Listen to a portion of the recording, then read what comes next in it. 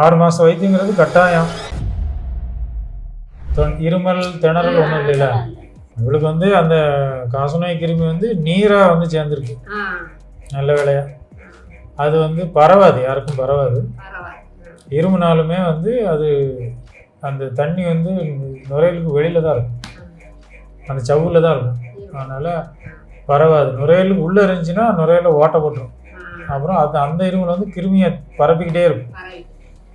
அது கூட இருக்க ஆளுகளுக்கு எத்தனை பேர் இருந்தாலும் அத்தனை பேருக்கும் செக் பண்ணணும், அந்த வியாதியோட அறிகுறி இருக்கான்னு செக் பண்ணணும். என்னமோ அது இப்படி வர்றதுனால எல்லாரும் தப்பிச்சிங்க. 6 மாதம் வைத்தியங்கிறது கட்டாயம். காசநோயை பொறுத்தளவில் 6 மாதம் அதுக்கு.